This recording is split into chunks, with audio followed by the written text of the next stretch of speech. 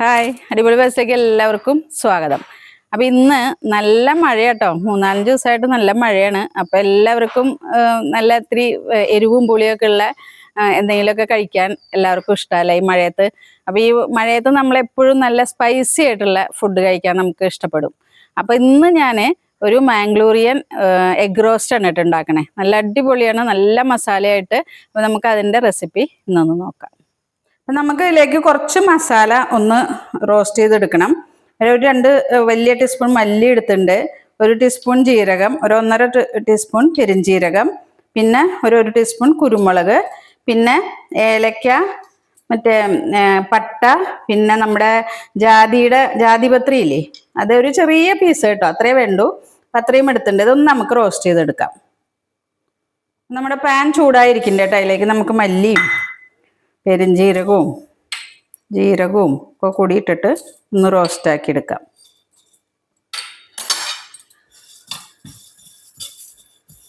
അപ്പം ഈ മസാല മൂത്തുണ്ട് കേട്ടോ, അതേ കണ്ടോ, കളറൊക്കെ മാറി നല്ല മണം വരുന്നുണ്ട്. അപ്പം അത് നമുക്കൊന്ന് മാറ്റാം.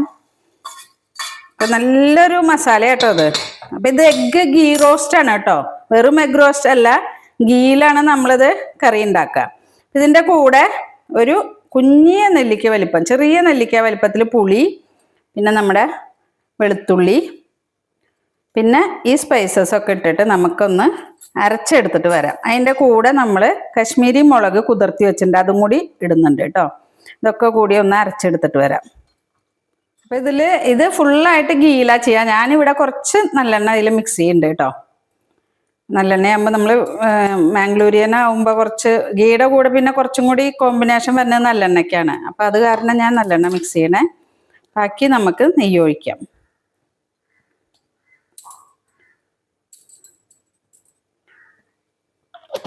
ഈ നെയ്യിലേക്ക് നമുക്ക് നല്ല ചോപ്പ് ചെയ്ത് വെച്ച ഉള്ളി ഇട്ട് കൊടുക്കാം.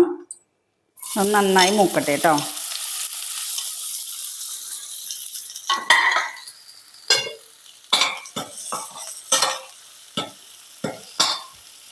നമുക്ക് ഇതിലേക്ക് കുറച്ച് ഉപ്പിട്ട് കൊടുക്കാം കേട്ടോ, അപ്പോൾ ഈ ഉള്ളിയും പെട്ടെന്ന് നമുക്ക് ആയി കിട്ടും.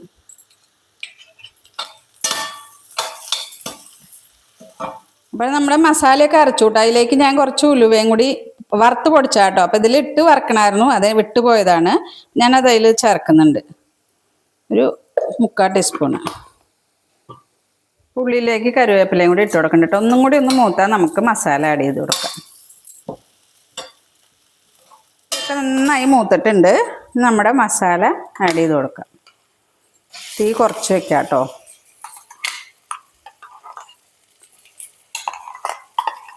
നല്ല കളറുണ്ട് കേട്ടോ, നമ്മൾ കശ്മീരി മുളക് ഇട്ട കാരണം. കുറച്ച് വെള്ളം, ഇതൊന്ന് തിളപ്പിച്ച വെള്ളം കേട്ടോ ഞാൻ ഒഴിക്കണത്. നമ്മൾ പച്ചവെള്ളം ഒഴിക്കുമ്പോൾ അത് ഒന്നാമത് ആവാൻ ടൈം എടുക്കും. തിളപ്പിച്ച വെള്ളം ചേർക്കുമ്പോൾ കറിക്കും ടേസ്റ്റ് കൂടും പച്ചവെള്ളം ഒഴിക്കണേക്കാളും.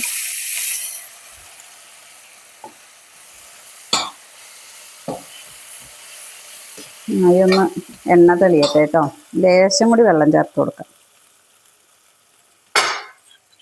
നമ്മുടെ മസാലയും ഒന്ന് കഴുകിയെടുക്കാമല്ലോ.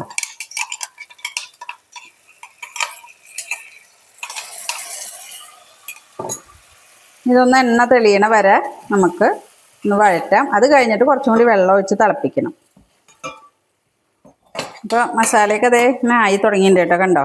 ഒന്ന് പാനിന്നൊക്കെ ഇങ്ങനെ ഇട്ട് വന്നു തുടങ്ങിയിട്ടുണ്ട്.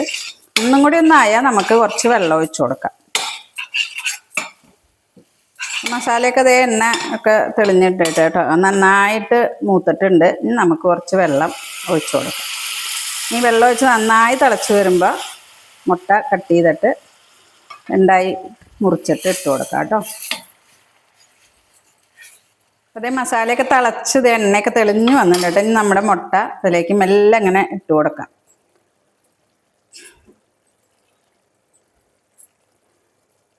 മഞ്ഞ ഇളകി പോരാത്ത രീതിയിൽ എന്നിട്ട് ഗ്രേവി അതിൻ്റെ മുകളിലേക്ക് ഒന്നാക്കി കൊടുത്താൽ മതി.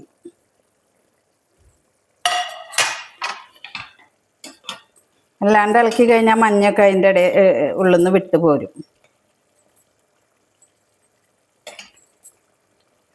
നല്ല അടിപൊളി മണാട്ടോ വരണേ. ഇത് ചോറിൻ്റെ കൂടെയും ചപ്പാത്തിൻ്റെ കൂടെയൊക്കെ നല്ല സൂപ്പറാണ്. അപ്പം നല്ല കുറച്ച് കറിവേപ്പിലയും കൂടി ഇട്ടാൽ നമുക്ക് തീ ഓഫാക്കാം. നല്ല അടിപൊളി എഗ്ഗ് ഗീ റോസ്റ്റ് റെഡിയായി.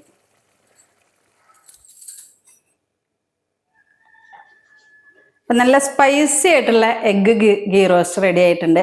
ഇത് ചപ്പാത്തിയുടെ കൂടെ, പൊറോട്ടയുടെ കൂടെ, ചോറിൻ്റെ കൂടെയൊക്കെ നല്ല സൂപ്പറാണ് കേട്ടോ. ഒരു പ്രാവശ്യമെങ്കിലും ഇത് ഉണ്ടാക്കി കഴിച്ചു നോക്കൂ, അടിപൊളിയാണ്. അപ്പം എല്ലാവരും ട്രൈ ചെയ്ത് നോക്കാം. വീണ്ടും ഒരു വീഡിയോയിൽ കാണുന്നവരേക്കും ഓക്കെ ബൈ.